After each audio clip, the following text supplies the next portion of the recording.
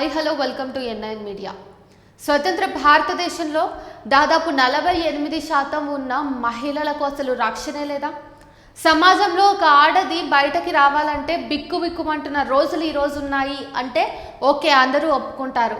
కానీ తన పుట్టిన ఇంట్లో కూడా ఒక మహిళకు, ఒక చిన్న పిల్లకు రక్షణ లేకుండా పోయిందంటే మరి ఈ భారతదేశంలో ఒక మహిళ లేదా ఒక చిన్న ఆడపిల్ల సురక్షితమైన స్థలం కోసం ఎక్కడని వెతుక్కోవాలి, ఎక్కడికని తను వెళ్ళి తలదాచుకోవాలి. ప్రస్తుత పరిస్థితుల్లో చూసుకున్నట్టయితే మనం ఎంత అయితే ఎదుగుతున్నామో అంతే వెనక్కి వెళ్తున్నాము, మనుషులం అంతే ఆటవికంగా ప్రవర్తిస్తున్నాము అనే దానికి నిదర్శనంగా రోజు రోజుకు ఎన్నో రేప్ కేసులు మనం చూస్తూ ఉన్నాం, ఎన్నో హత్యా కేసులు మనం చూస్తూ ఉన్నాం. అమానవీయంగా ఆడపిల్లలను హత్య చేస్తున్నారు, అనుభవించి హత్య చేస్తున్నారు. అసలు ఏం జరుగుతుంది మన భారతదేశంలో? ఎందుకు ఇన్ని కేసులు నమోదవుతున్నాయి? పైగా నమోదవ్వకుండా ఉన్న కేసులు ఇంకా ఎన్నో ఉంటున్నాయి. అసలు ఇదంతా కాదు, మన భారతదేశంలోని మనుషుల మెదళ్లలో ఎందుకు రేప్ కల్చర్ ఇంతగా పెరుగుతూ వస్తుంది అన్న విషయాల మీద మనం ఖచ్చితంగా ఫోకస్ చేయాల్సిన అవసరం ఉంది. ఎందుకంటే రీసెంట్గా 7వ తారీఖు ఒక చిన్న పాప, 13 ఏళ్ల వయస్సు గల పాప మీద ఒక అత్యాచార హత్యాయత్నం జరిగింది, హత్య కూడా జరిగింది.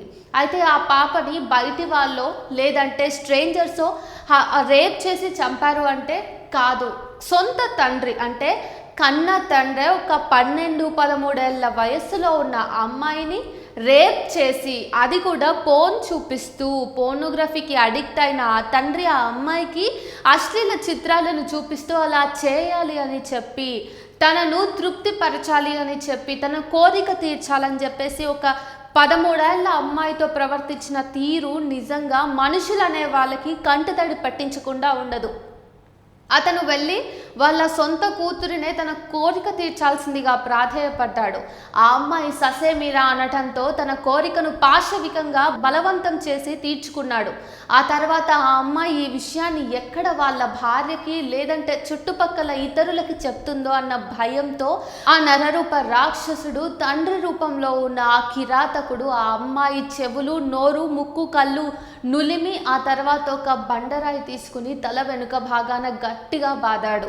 అమ్మాయి చనిపోయిందో లేదా నిర్ధారణ చేసుకున్న తర్వాత ఆ అమ్మాయి చనిపోయిన మృతదేహాన్ని అక్కడే వదిలేసి వెళ్ళాడు. వివరాల్లోకి వెళ్తే ఈ ఘటన జరిగింది మియాపూర్కి సంబంధించిన నడిగడ్డ తండాలో. నరేష్ అనే ఒక వ్యక్తి తన కూతురి మీద చేసిన అమానుషమైన దాడి ఇది.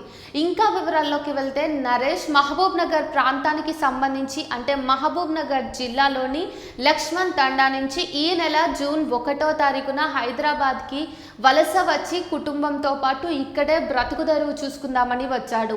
భార్య కూలీ పనికి వెళ్ళినప్పుడు 7వ తారీఖు కూతురు బయట ఒక చోట నిలబడ్డ దాన్ని చూసి వాళ్ళ చుట్టాలు ఇతనికి ఇన్ఫార్మ్ చేస్తారు, మీ అమ్మాయి ఎక్కడుంది తీసుకెళ్ళండి అని చెప్పేసి. ఆ అమ్మాయికి ఇంట్లో వాళ్ళతో కలిసి జీవించడం ఇష్టం లేదట. అయితే ఇతను వెళ్ళి ఆ అమ్మాయిని సరే రా బండెక్కు, మనం బయటికి వెళ్దాము, సరదాగా అలా ఫారెస్ట్లోకి వెళ్ళి మన వంటకు కావాల్సిన చెరుకును ఏదైతే ఉంటుందో దాన్ని తీసుకువద్దాము అని ఆ పాపను ఎక్కించుకొని అడవిలోకి తీసుకెళ్లాడు. దగ్గరలో ఉన్న అడవి ప్రాంతానికి. అక్కడ ఎవరూ లేరు, నిర్మానుష్యమైన ఆ ప్రాంతంలో ఈ వ్యక్తి నరేష్ అనే అటువంటి వాడు ఎవరైతే ఉన్నారో అశ్లీలమైన వీడియోలు చూస్తూ ఎప్పుడు కూడా పోర్నోగ్రఫీకి విచ్చలవిడిగా అడిక్ట్ అయిన నేపథ్యంలో తన సొంత కూతురు అని కూడా చూడకుండా ఆ అమ్మాయిని కోరిక తీర్చమని వేడుకున్నాడు.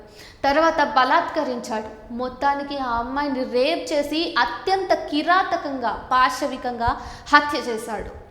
మరి ఈ విషయం ఎట్లా వెలుగులోకి వచ్చింది? చేసిందంతా చేసి సదరు 35 సంవత్సరాల వ్యక్తి వాళ్ళ ఇంటికి వెళ్ళి స్నానం చేసి బట్టలు మార్చుకుని తన భార్య పనిచేస్తున్నటువంటి స్థలానికి వెళ్ళి మన కూతురు కనిపించట్లేదు అని చెప్పాడు. అయితే ఇదంతా తతంగం ఏదైతే రేప్ ఇంకా హత్య ఉందో అది జరిగింది కూడా ఏ రాత్రో సాయంకాలమో కాదు, పొద్దున్న దాదాపు 9:45 ప్రాంతంలో ఈ ఘటన చోటు చేసుకుంది. ఇక భార్య దగ్గరికి వెళ్ళి మన పాప కనిపించట్లేదు అని చెప్పి ఆమెతో పాటు పోలీస్ స్టేషన్కి వెళ్ళి అక్కడ కేసు పెట్టడం జరిగింది. 7వ తారీఖు ఈ ఘటన జరిగినట్టయితే 13వ తారీఖు పోలీసులు ఆ నిర్మానుష్యమైన అటవీ ప్రాంతంలో ఒక బాలిక యొక్క మృతదేహాన్ని దొరకబట్టారు. ఆ మృతదేహం సదరు అమ్మాయిదో కాదో చెక్ చేయమని వీళ్లను పిలిచినప్పుడు ఆ అమ్మాయి వేసుకున్న ఫ్రాక్ని బట్టి, ఆమె దుస్తుల్ని బట్టి ఈ పాప మా పాపే అని చెప్పి ఈ ఇద్దరు దంపతులు కూడా ఒప్పుకున్నారు. అయితే పోలీసులకి ఇతని మీద వచ్చిన అనుమానాన్ని బట్టి ఇన్వెస్టిగేషన్ చేసిన ఎడల 18వ తారీఖు వాళ్ళకి లభించిన ఒక సీసీటీవీ ఫుటేజ్ ఆధారంగా కూడా ఈ తండ్రే ఆ బాలికను రేప్ చేసి చంపేశాడని పోలీసులు నిర్ధారించారు. ఆ తర్వాత ఏం జరుగుతుంది అన్నది చట్టం చూసుకుంటుంది. కాకపోతే ఈ సమాజంలో బ్రతుకుతున్న పౌరులుగా మనం ఆలోచించాల్సిన, మనం ఫోకస్ చేయాల్సిన అంశాలు కొన్ని ఉన్నాయి. అసలు ఎందుకు ఇట్లాంటి ఘటనలు పదే పదే మనం చూస్తూ ఉన్నాం? ఎందుకు ప్రతి నిమిషం కూడా మన భారతదేశంలో ఇట్లాంటి ఒక ఘటన జరగకుండా కాలం ముందుకు వెళ్ళట్లేదు? మనం చదువులు చదువుకొని ఎన్నో అత్యున్నతమైన స్థానాలకు ఎదుగుతూ ముందుకెళ్తున్న నేపథ్యంలో ఇట్లాంటి ఆటవికమైన, పాశవికమైన దాడులు, అంశాలు ఎందుకు మన సమాజంలో చోటు చేసుకుంటున్నాయి? మనము ఈ విషయాన్ని ఇంకాస్త పరిశీలించినట్టయితే మన భారతదేశంలో దాదాపు 48% మహిళలు ఉన్నారు. అంటే పూర్తి జనాభాలో 48% మహిళలు ఉన్నప్పుడు మరి ఈ భారతదేశంలో మహిళలు సురక్షితమైన ప్రాంతంగా తమ పుట్టింటినే భావించలేనప్పుడు, అంటే సొంతింటిని, తల్లిదండ్రి ఉన్న ఇంటినే తమ సురక్షితమైన ప్లేస్గా భావించినప్పుడు మరి ఇక్కడ సగటు ఆడది ఎక్కడికి వెళ్ళి తలదాచుకోవాలి? ఎక్కడ ఆడదానికి రక్షణ ఉంటుంది? ఈ విషయంలో చాలా వరకు మనం చూసుకున్నట్టయితే ఏదైనా ఒక ఇన్సిడెంట్ జరిగినప్పుడు మన భారతదేశంలో రెగ్యులర్గా మనం ఏం చేస్తూ ఉంటాం? కొవ్వొత్తులను వెలిగించి రోడ్డున ఎక్కి బాధితురాలికి న్యాయం జరగాలని మనమంతా కూడా ఫైట్ చేస్తాం. అది 1-2 రోజులు మాత్రమే. అది కూడా ఆ బాధితురాలి యొక్క కులాన్ని, మతాన్ని బట్టి, ఆవిడ ఆర్థిక పరిస్థితులను, వాళ్ళ తండ్రికి సంబంధించిన పరపతిని బట్టి మాత్రమే మనం ఈ విధమైన చర్యలకు పూనుకుంటాం. అదే ఒకవేళ బాధితురాలు కనుక అణగారిన వర్గానికి సంబంధించిన మహిళ లేదా పాప అయ్యుంటే ఆ చావును, ఆ అత్యాచారాన్ని మనం అక్కడితో వదిలేస్తాం. దాని గురించి మాట్లాడకుండా మిన్నకుండిపోతాం. అయితే మన భారతదేశంలో ఎప్పుడైతే ఈ రేప్ కల్చర్ జరుగుతూ ఉందో, ఎప్పుడైతే ఒక రేప్ అనేది సంభవిస్తూ ఉందో, వెంటనే మనం ఆ బాధితురాలు ఏ దుస్తుల్ని ధరించింది అన్నదాన్ని బేస్ చేసుకుని మాత్రమే అక్కడ బాధితురాలి తప్పుందా, బాధ్యుడు ఎవరైతే ఉన్నారో అతని తప్పుందా, అంటే నిందితుడి తప్పుందా, బాధితురాలి తప్పుందా అనే అంచనాకు వస్తాము. అంటే ఇక్కడ ఆల్రెడీ నష్టపోయిన ఒక అమ్మాయి మీద కూడా మనం ఏ రకంగా నింద వేయాలో అనే విషయంలో మనం చూస్తాం తప్పిస్తే, క్రిస్టల్ క్లియర్గా ఇక్కడ ఒక వ్యక్తి తప్పు చేశాడు, తను ఒక అమ్మాయిని, ఒక మహిళను సెక్షువల్గా అసాల్ట్ చేశాడు అని తెలిసినా కూడా మనం ముందు ఆ అమ్మాయి యొక్క వేషధారణను చూసి దాన్ని తప్పుపడతాము. మన భారతదేశంలో రేపులు ఎందుకు జరుగుతున్నాయి అనే విషయం మీద మనం అంతా కూడా ఒకవేళ రిపోర్టు తీసుకున్నట్టయితే, ఆల్రెడీ ఒక సంస్థ రిపోర్టు తీసుకున్నప్పుడు భారతదేశంలోని దాదాపు అందరూ న్యాయమూర్తుల్ని అడిగినప్పుడు వాళ్ళందట్లో కూడా 68% న్యాయమూర్తులు ఏమన్నారంటే ఒక ఆడదాని డ్రెస్సింగ్ సెన్స్ కూడా ఈ రేప్లో ఖచ్చితంగా పాత్ర పోషిస్తుంది అని అన్నారు.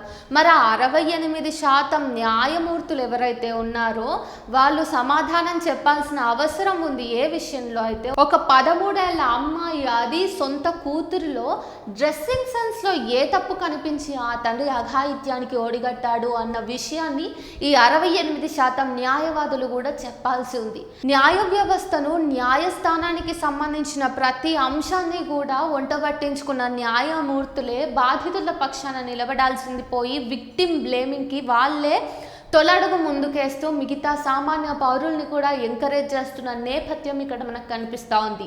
ఆ తర్వాత అసలు ఇలాంటివన్నీ ఎందుకు జరుగుతున్నాయి, రోజు రోజుకు ఎందుకు రేప్ కల్చర్ అనేది భారతదేశంలో అంతకంతకు రూట్స్ నుంచి ఇంకా డీప్ రూటెడ్ అయిపోతుంది అని చూసుకున్నట్టయితే మన భారతదేశంలో విచ్చలవిడిగా మద్యపానము, ధూమపానము ఉంది. సగటు సాయంత్రం 6-7 గంటల్లోనే కొన్ని ప్రాంతాల్లో వైన్ షాపులు అన్నిటి దగ్గర, బెల్ట్ షాపుల్లోనూ మనం వాటి ముందు నుంచి వెళ్ళాలన్నా మెయిన్ రోడ్డుల మీద కూడా మనకి తాగుబోతులు అడ్డొస్తారు. మద్యపాన ప్రియులు విచ్చలవిడిగా తిరుగుతూ ఉంటారు. వాళ్ళ వాళ్ళని అదుపు చేసే ప్రయత్నం ఏ ప్రభుత్వ యంత్రాంగము చేయదు, ఎట్లాంటి పోలీసు యంత్రాంగము కూడా. ఎవరైతే ఒకరు రోడ్డు మీదకి వచ్చి మందు తాగి నానా రభస చేస్తూ ఉంటారో వాళ్ళని అదుపు చేసే ప్రయత్నం కూడా మన సమాజంలో ఎవరూ చేయరు. ఆ తర్వాత పబ్లిక్ ప్లేసుల్లోనే విచ్చలవిడిగా మందు తాగటంతో పాటు ఈ మధ్య కాలంలో గంజాయి మనం ఎక్కువగా చూస్తున్నాం.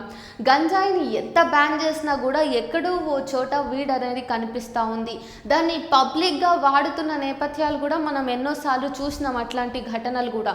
ఇక మద్యపానం సరే, ధూమపానానికి కూడా ఒక హద్దు అదుపు లేకుండా పోయింది. ధూమపానం ఈరోజు నో స్మోకింగ్ ఏరియాస్లో కూడా విచ్చలవిడిగా సేవిస్తూ ఓపెన్ ప్లేసెస్లో అంటే పబ్లిక్ ప్లేసెస్లో ఇతరులకు ఆటంకం కల్పిస్తూ ఉన్నారు. ప్యాసివ్ స్మోకింగ్ ఎంత ప్రమాదకరమో తెలిసినప్పటికీ కూడా ఈ విషయంలో సైతం ప్రభుత్వాలు చర్యలు తీసుకోవట్లేదు సరిగ్గా.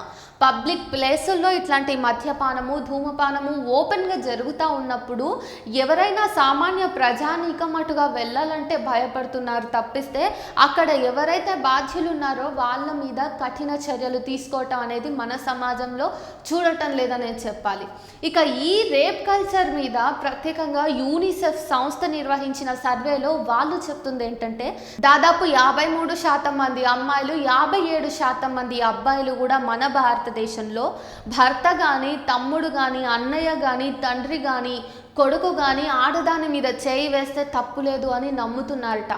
చూస్తున్నాం కదా, అంటే మన సమాజంలో మన కుటుంబ వ్యవస్థలోనే ఒక ఆడదానికి రెస్పెక్ట్ ఇచ్చే కల్చర్ అనేది లేదు. మనం ఎత్ర నార్యస్తు పూజ్యంతే రమంతే తత్ర దేవత అని శ్లోకాలు చెప్పుకుంటాం, కానీ వీటిని ఆచరణలకు తీసుకొస్తే మాత్రం ఇక్కడ మనకి ప్రయోజనం శూన్యంగా ఉంటుంది. ఏవైనా మనం వేదాలు పఠిస్తాము, మన సనాతన భారతదేశం అని చెప్పుకుంటాము గొప్పగా.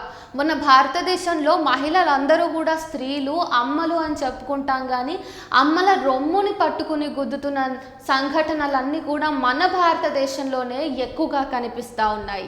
స్త్రీలకు ఈరోజు భారతదేశంలో సురక్షితమైన ప్రదేశం లేదు, అట్లాంటి పరిస్థితులు లేవు అంటే ఈ విషయంలో పాలకులను తప్పు పెట్టాలా, ప్రజలను తప్పు పెట్టాలా, సమాజాన్నే దూషించాలా, ఎటు తేల్చుకోలేని పరిస్థితి నేడు మన ముందుంది.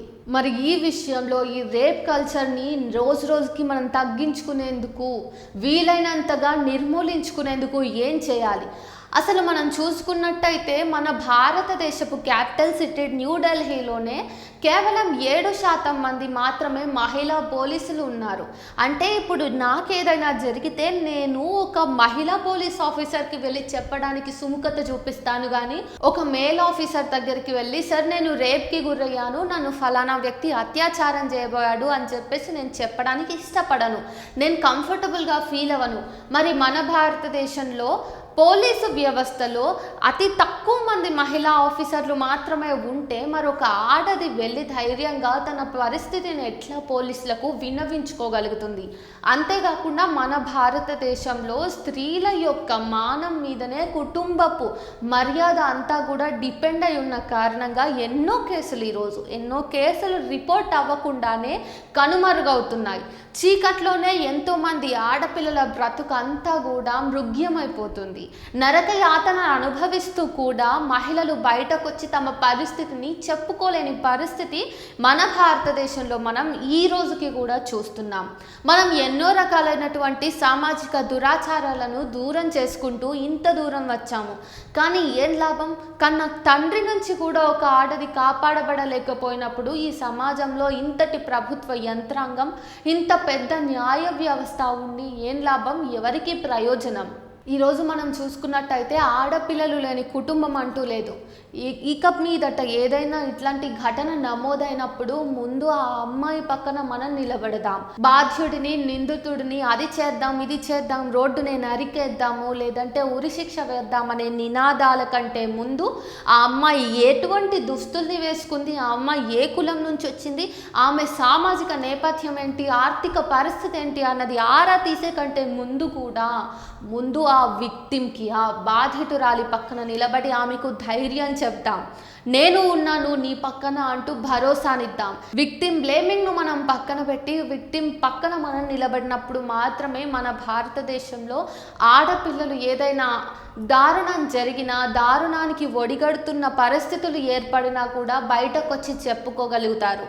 విక్టిమ్ పక్కన నిలబడటం, బాధితురాలి పక్కన నిలబడటం ఎంత అవసరం అనేది ఇప్పటికైనా మనం గుర్తించకపోతే రోజు రోజుకు బలి పశువుల్లా మన దేశపు ఆడపిల్లలు, మన ఇంటి ఆడబిడ్డలందరూ కూడా మగవాళ్ళకి బలవ్వాల్సి వస్తుంది అన్నది మనం గుర్తించుకోవాల్సిన అంశం.